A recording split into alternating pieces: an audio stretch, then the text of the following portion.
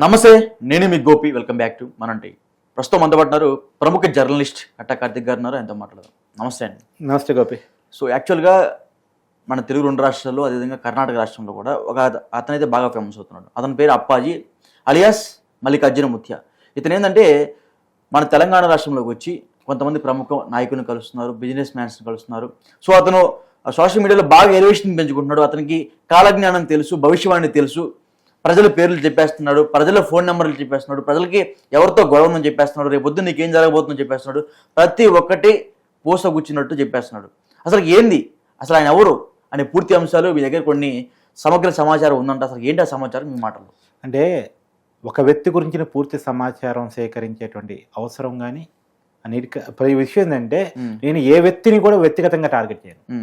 ఆ వ్యక్తి సమాజానికి అనర్థం అనుకున్నప్పుడు, ఆ వ్యక్తి చేస్తున్న విషయాలు సమాజానికి నష్టం చేకూరుస్తున్నాయి అన్నప్పుడు మాత్రం ఆ వ్యక్తి గురించి మాట్లాడు. ఇప్పుడు ఈ వ్యక్తి సమాజానికి ఈ వ్యక్తి ఖచ్చితంగా అప్పాజీ అనేటువంటి వ్యక్తి నాకు మొత్తం కాలజ్ఞానం తెలుసు, నా భవిష్యత్తు చెప్పగలను, దైవాంశ సంభూతుని నేను చెప్పుకుంటున్నాడు. ఈ పర్టికులర్ పదాలతో నేను విభేదిస్తాను. ఈ వ్యక్తి దైవాంశ సంభూతుడు కాదు. ఈ వ్యక్తి కాదు, ఏ వ్యక్తి దైవాంశ సంభూతుడు కాదు. అది కరికి భగవాన్ గా చెప్పుకునే వ్యక్తి కావచ్చు, మల్లికార్జున ముత్య కావచ్చు, లేదు అంటే సమయక్సు సంవై ఎవరైనా కావచ్చు, ఈవెందో పుట్టపతి సాయిబాబా కూడా కావచ్చు. ఎవరైనా సరే దైవాంశ సంభూతుని అని చెప్పుకునేటువంటి పదజాలంతో నేను వ్యతిరేకిస్తా. ఇప్పుడు నెత్తి నుంచి శివలింగాలు తీశాడు ఒక అతను, వెంటనే పొలోమని రాజకీయ నాయకులు కాళ్ళ మీద పడ్డారు. రాజకీయ నాయకులు కాళ్ళ మీద పడ్డ తర్వాత సామాన్య ప్రజలు నమ్మారు. సామాన్య ప్రజలు నమ్మిన తర్వాత నేను దేవుడిగా ప్రచారం కావచ్చు అనుకున్నాడు. ఆ ప్రచారం కావటం కోసం ఆ చుట్టూ ఉన్నటువంటి గ్రామాలకి మంచినీళ్ళు ఇవ్వడం కావచ్చు, రోడ్లు వేయడం కావచ్చు, మంచి పనులు చేశాడు. ఎందుకు చేశాడు? తను చేసేటువంటి విషయాలను బయట చర్చించుకున్నారంటే తన చుట్టూ ఉన్న జనాలు తనను సపోర్ట్ చేసే వాళ్ళే ఉండాలి. అందుకే మంచి చేశాడు. ఆ వేరుకు మంచిని మంచి అంటాం, చెడించాడు అంటాం. కానీ తీరా అతను చనిపోయిన తర్వాత ఆస్తులు ఎడిపోయాయో కూడా తెలియదు పాపం. మరి అది కనిపెట్టుకోలేకపోయాడే, అది కనిపెట్టుకోలేకపోయాడు కదా. అందరి విషయాలను ముందే చెప్పగలిగినటువంటి ఆ వ్యక్తి, జుట్టో నుంచి శివలింగాలు తీయగలిగిన వ్యక్తి, నోట్లో నుంచి బురద తీయగలిగినటువంటి వ్యక్తి, తన ఆస్తులు ఎవరు పరమవుతున్నాయో తెలుసుకోలేకపోయాడే, తనే మోసపోతున్నాను గ్రహించలేకపోయాడే. అంటే తర్వాత అందరూ చాలా మంది సైంటిస్ట్ చెప్పారు జుట్లో నుంచి శివలింగాలు ఎట్ట తీస్తారు, నోట్లో నుంచి బూడిదని ఎట్ట తీస్తారు అని చేసి చూపించారు, వేరే విషయం. తర్వాత కలికి భగవానుడు నెత్తి నుంచి తేనె గారుతుందని చెప్పి ప్రచారం చేశారు. నెత్తి నుంచి తేనె గారిద్దట, అది ఎట్ట గారిద్ది అనేది తర్వాత చెప్పారు, చూపించారు. కానీ అట్ట నమ్మిపించే జనాలు గుళ్ళు కూడా కట్టారు, పూజలు చేశారు, హోమాలు చేశారు, పెద్ద పెద్ద డబ్బులు ఇచ్చి వచ్చారు అక్కడికి పోయి. తీరా చూస్తే అతని మీద రైట్స్ జరిగితే సంచలన విషయాలు బయటపడ్డాయి. మహిళల మీద అక్రమాలు, మనసును చంపటాలు, అనేక విషయాలు బయటపడ్డాయి. ఓకే, తర్వాత ఇది కూడా పోనీ. తర్వాత డేరా బాబా గురించి విన్నా? ఉత్తరప్రదేశ్లో విన్నా. డేరా బాబా చానాలు దేవుడని నమ్మారు. చానాలు ఆయనకు ఒక అతిశక్తులు ఉన్నాయి, ఆయన ఏదైనా చేయగలడు, ఏదైనా చెప్పగలడు అని నమ్మారు. కానీ తీరా మొన్న మధ్య ఏం జరిగింది? శవాల గుట్ట తేలింది అతని ఆశ్రమాలు.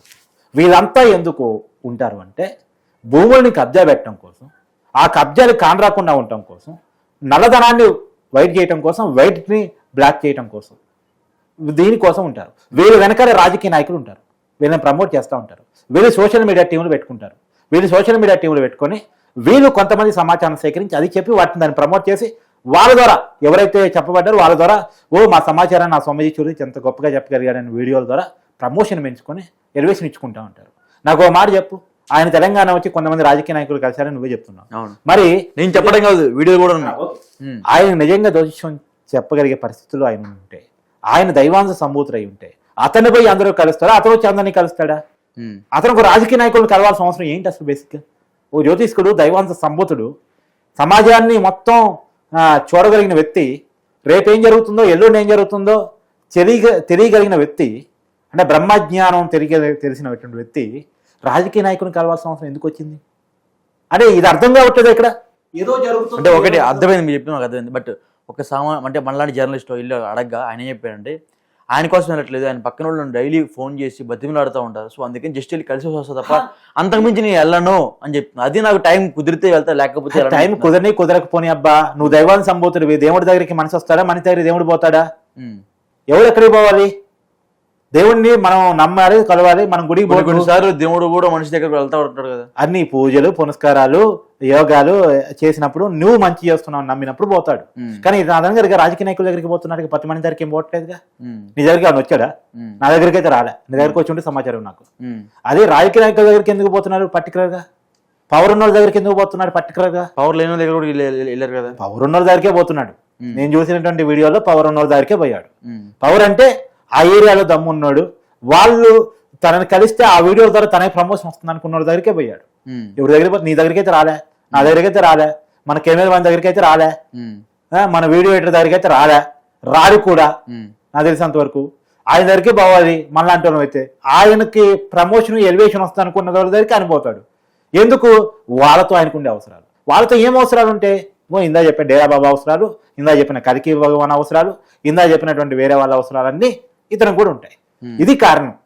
ఇప్పుడు మనకు ఉన్నటువంటి సమాచారం ఒక టీవీ ఛానల్ ఒక పరిశోధన చేస్తే తెలిసినటువంటి విషయాలు ఏంటంటే ఆ ఊరు ఏదో మన బోర్డర్లోనే ఉంటుంది కొంతవరకు. అయితే ఆ ఊరికి పోగానే అతనికి ఒక సైన్యం, ప్రైవేట్ సైన్యం ఉంటుంది. ఆ విషయాలు అతను సేకరించి, అంటే ముందుగా అతన్ని మనం కలిసే ముందే కొన్ని మనకు సంబంధించిన విషయాలన్నీ సేకరిస్తారు. తెలియకుండా మనకు తెలవకుండానే మన విషయాలు సేకరిస్తారు.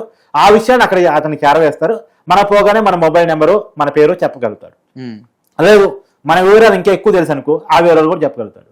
మన వివరాలు తెలిసిన దాంట్లో 10లో 5 నిజమైనా సరే మనం ఏమనుకుంటాం, అమ్మో భలే చెప్పగలిగాడు స్వామీజీ అనుకుంటాం. వెంటనే నమ్మేసి దాన్ని ప్రమోట్ చేస్తాం, బయటకు వచ్చి చెప్తాం. ఇప్పుడు ఒక దైవాంశ సంభూతుడైన వ్యక్తి సోషల్ మీడియా ప్రమోషన్ ఎందుకు చెప్పాలి? అవసరమా దైవాంశ సంభూతుడికి సోషల్ మీడియా ప్రచారం? దేవుడికి సోషల్ మీడియా ప్రచారం ఉంటుంది అసలు? ఇది పిచ్చి కానీ. సో కాబట్టి ఇక నీకు అర్థం కావట్లేదా? ఏదో దాయటం కోసం ఇంకేదో బతికిస్తున్నారు. కాకపోతే నేను ఒక్కరికి చెప్పేది ఏంటంటే, ప్రతి ఒక్కరికి చెప్పేది ఏంటంటే, చదువుకున్న ఏ ఒక్కరైనా సరే ప్రశ్నించడం నేర్చుకోండి. అతను ఎలా చెప్పగలుగుతున్నాడు, ఎందుకు చెప్తున్నాడు, అతను దైవాంశ సంభూతుడిగా క్రియేట్ చేస్తుంది ఎవరు గుర్తుపెట్టుకోండి. అతన్ని ఎవరో క్రియేట్ చేశారు ఖచ్చితంగా, దాంట్లో నో డౌట్. నేను చెప్పిందంతా అదే. ఇప్పుడు ఎవరు చేశారంటారు? ఎవరు చేస్తున్నారని బయటపడాలి. అదే ఎంక్వైరీ చేయాలి. ప్రభుత్వాలు ఆ బాధ్యత తీసుకోవాలి. ప్రభుత్వాల్లో ఉన్నటువంటి పెద్ద మనుషులు, రాజకీయ నాయకులు, ఎమ్మెల్యేలుగా, ఎంపీలుగా ఉన్నటువంటి వాళ్ళు బాధ్యత లేకుండా ఇలాంటి అజ్ఞానాన్ని పెంచి ప్రజలు మీరు రుద్దుతూ ఉంటే ప్రజల్లో అజ్ఞానం పెరగడానికి కారణాలే. కాబట్టి చదువుకున్న వాళ్ళైనా జాగ్రత్తగా ఉండండి. ఇలాంటి వాళ్ళ గురించి చెడు సమాచారాన్ని, చెడు చేస్తున్నటువంటి ఇలాంటి విషయాన్ని ప్రజలకు తీసుకెళ్ళి ఇలాంటి వాళ్ళని నమ్మొద్దని చెప్పండి. నేను చదువుకున్న ప్రతి ఒక్కరికి కూడా చేసే రిక్వెస్ట్ ఏంటంటే, పరిశోధనకి మూలం ప్రశ్న లేకుండా ఈ సమాజం లేదు. మన చదువులు అనేది మార్కుల కోసం కాదు, ర్యాంకుల కోసం కాదు, విజ్ఞానం కోసం, ఆలోచన కోసం. ఆ జ్ఞానం ప్రశ్న ద్వారానే లేవనెత్తాలి. ప్రశ్నించగలిగినప్పుడే నీ జ్ఞానానికి అర్థం ఉంటుంది. కాబట్టి ప్రశ్నించండి. ఎవరితను అసలు ఇంకో విషయం మనకు తెలిసిన సమాచారం, ఈ ప్రశ్నించడం ఫలితంగా వచ్చిన సమాచారం, ఏదో ఫాదర్ని ఆ ఊరిలో కొట్టి చంపారు అని. ఎందుకు కొట్టి చంపారు? అబద్ధాలు చెప్తున్నాడు, నమ్మకాలతో ఆడుకుంటున్నాడు, నమ్మకాలతో వ్యాపారం చేస్తున్నాడు, బెదిరిస్తున్నాడు, భయపెడుతున్నాడు అనే కారణం చేత కొట్టి చంపారు అనేది. మన నిజమా కాదో తేలాలి. ఇంకా ఓకే, నేనేమి జ్యోతిష్కుని కాదు కాబట్టి నేను ఇదే నిజమని చెప్పను. నిజాలు చెక్ చేసుకోమని చెప్తాను. నేను జ్యోతిష్కుని కాదు కాబట్టి. ఇదే నిజమని చెప్పేవాడు, నిజమని నమ్మించేవాడు అలా ఉంటారు. రెండోది ఏంటంటే, దేవుడు ఏ మనిషికి కూడా అతీతమైన శక్తులు ఇవ్వను. భగవద్గీతలో శ్రీకృష్ణ పరమాత్ముడు చెప్పిన మాట. ఏ మనిషికి కూడా దైవగుణం ఉండదు. దైవగుణం ఏ మనిషిలో లేదు, రాదు కూడా. ఉంది అని చెప్పేసి నమ్మటం, ఆ నమ్మిన దాన్ని పాటించడం మానమూర్ఖత్వం అవుతుంది. ఇక్కడ కూడా ఇప్పుడు ఎగ్జాంపుల్ జ్యోతిష్కులు అనే వాళ్ళు ఎలా ఉంటారంటే గోపి, ఇప్పుడు వాళ్ళు చెప్తారు 10లో 4-5 నిజమైతే జ్యోతిష్యులు అంటే సమాచారం తెలుసుకుని చెప్తారు, తెలియకుండా నేను చెప్పరు. ఇప్పుడు నేనున్నాను, ఏపీలో ఎవరు గెలుస్తున్నారో ముందే చెప్పగలిగాను, తెలంగాణలో ఎవరు గెలుస్తున్నారో చెప్పగలిగాను. నేను చెప్పేది ఒకసారి నిజం కావచ్చు, ఒక్కసారి తప్పొచ్చు కాక. నేను బాగా చెప్పగలిగిన వాటిని ప్రమోట్ చేసుకుని నేను జ్యోతిష్కుని అని అనుకో, నమ్మేవాళ్ళు ఉండొచ్చు. మన ఢిల్లీ ఎన్నికల్లో నీతోనే ఒక వీడియో చేశాను, ఎవరు గెలుస్తున్నారో ముందే చెప్పగలిగాను. ఎవరు చెప్పగలిగాను? నేను జ్యోతిష్కుని గారు చెప్పగలిగానా? కాదు. ఒక రాజకీయాలు తెలిసినటువంటి జర్నలిస్ట్గా, పరిశోధకుడిగా, జర్నలిస్ట్గా నాకు తెలిసిన అంచనా మేరకు ప్రజల 3 ఎన్నికల్లో పనిచేసిన అంశాలు వీటన్నిటిని బేరీ చేసుకొని చెప్పారు. ప్రజలు 3 గమనించి చెప్పారు. కానీ ఇప్పుడు దీన్ని జ్యోతిష్కాన్ని ముడిపెట్టి నేను ఆ ప్రముఖ జ్యోతిష్యుడు కట్టా కార్తీక్ గారు ఢిల్లీలో ఎవరు గెలుస్తున్నారు చెప్తాను అనగానే, ఢిల్లీలో బీజేపీ గెలుస్తున్నారని చెప్పి దాని తర్వాత ఆ వీడియోని ప్రమోట్ చేసుకున్నాను, గెలిచింది కాబట్టి. ఏపీలో ఎవరు గెలుస్తున్నారు ప్రముఖ జ్యోతిష్కుడు కట్టా కార్తీక్ చెప్తారని చెప్పగానే ఏపీలో కూటమి గెలవబోతుందని చెప్పిన వీడియోని ప్రమోట్ చేసుకున్నాను అనుకో. తెలంగాణలో రేవంత్ రెడ్డి గెలవబోతున్నాడు, అది కూడా కరెక్ట్ సీటుతో సహా చెప్పి 64 సీట్లతో గెలవబోతున్నాడు అని చెప్పేసి ప్రముఖ జ్యోతిష్కుడు కట్టా కార్తీక్ చెప్పారనుకో. అలాంటి 4 వీడియోలు చాలు మనని ఎక్కడికో తీసుకెళ్తాయి. నేనేమో అట్లా చెప్పుకోను, నాకు జ్యోతిష్యం తెలవదు, ఆ జ్యోతిష్యం నేను నమ్మను. అదంతా ఒకటి భ్రమ, పిచ్చి నమ్మకాలు, మూఢత్వం. ఫైనల్ గా అప్పాజీ నిజమా అబద్ధమా? ఎవరైనా పుట్టించారా లేకపోతే అతనే ఇట్లా వెలుగులోకి వచ్చాడు? ఫైనల్ ఏముంటుంది అంటే, ఫైనల్ లేదు, ఫస్ట్ లేదు. ఒకటే ఒకటి మాట, అప్పాజీ అనేది ఒక అబద్ధం. ఓకే, అప్పాజీ అనేది అపనమ్మకం, అప్పాజీ అనేది ఒక అజ్ఞానం. సో దైవాంశ సంభూతునని తను చెప్పుకునేటువంటి మాటలన్నీ అబద్ధాలు. అలాంటి శక్తులు అతనికి లేవు. అతనికి ఉంటే నేను ఛాలెంజ్ చేస్తున్నా, ఈ వీడియోలో ఛాలెంజ్ చేస్తున్నా. ఏంటి అంటే రేపు మొన్న విజయవాడలో వరదలు వచ్చాయి, తర్వాత చెన్నైలో వరదలు వచ్చాయి. చెన్నై కొట్టుకుని పోయింది, పక్కనే ఉన్నటువంటి రాష్ట్రం. ఆంధ్ర పక్కనే ఉన్నటువంటి రాష్ట్రం, పక్కనే ఉన్నటువంటి తెలంగాణలో ఖమ్మం జిల్లాలో వరదలు వచ్చాయి. ఇవన్నీ ముందే ఎందుకు చెప్పలేకపోయాడు? రేపు ఎక్కడెక్కడ వరదలు రాబోతున్నాయి, ఎక్కడెక్కడ భూకంపాలు రాబోతున్నాయి, ఎక్కడెక్కడ ఉపద్రవాలు రాబోతున్నాయి చెప్పానండి. మన సైనికుల మీద నేరా పేరా పెట్టేటువంటి ఉగ్రవాద తీవ్రవాద సంస్థలు దాడులు చేస్తూ ఉన్నాయి. ఆ విషయాలు ముందే చెప్పానండి, మనల్ని జాగ్రత్త పడతారు. ప్రభుత్వాలకి ఏ సమాచారం ముందే ఇవ్వనండి. భూకంపం పలానా చోట రాబోతుంది, ఢిల్లీలో భూకంపం వచ్చింది, అప్పాజీ చెప్పాడా? చెప్పినట్టు వీడియో ఉంది నీ దగ్గర?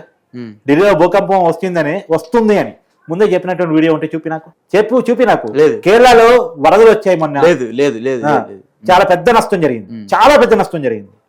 మరి కేరళలో ముందే వరదలు వస్తాయని ప్రభుత్వానికి సమాచారం ఇచ్చిన వీడియో ఉంటే చూపి నాకు. లేదు. మరి ఎందుకు చెప్పలేకపోతున్నాడు? చెప్పలేకపోవడానికి కారణం ఏంటి? ఓకే, వాస్తవాన్ని గ్రహించండి. ఇప్పుడు తిరుపతిలో ఇలాంటి మూఢనమ్మకంతోనే ఒక పిల్లల్ని చంపేసుకుంది తల్లి, అవునా కదా? మన ప్రొఫెసర్ చదువుకున్న తల్లి పిల్లల్ని చంపేసుకుంది, ఏది చచ్చిపోయి మళ్ళీ బతికొస్తారని. మొన్న మంచి హైదరాబాద్లో కూడా అలాంటి సంఘటన ఒకటి జరిగింది. ఏది తల్లి చనిపోతే శవాన్ని పక్కన పెట్టుకుని కొడుకు ఆ తల్లి బతికొస్తుందని చెప్పేసి భ్రమించేసి ఇంట్లోనే పెట్టుకున్నాడు శవాన్ని కూడా. అది ద్రాడి పిల్లలు. ఇలాంటి అజ్ఞానం ఇంకా సమాజం బతుకుతుంది. ఇలాంటి అజ్ఞానం నుంచి చైతన్యవంతం చేయాల్సిన బాధ్యత మన జర్నలిస్టుల మీద ఉంది. అందుకని అప్పాజీ అయినా కల్కి భగవాన్ అయినా ఇంకో సమ్ ఎక్స్ అయినా సమ్ వై అయినా మనం వ్యతిరేకించాలి కూడా. ఓకే అండి, థ్యాంక్ యూ అండి.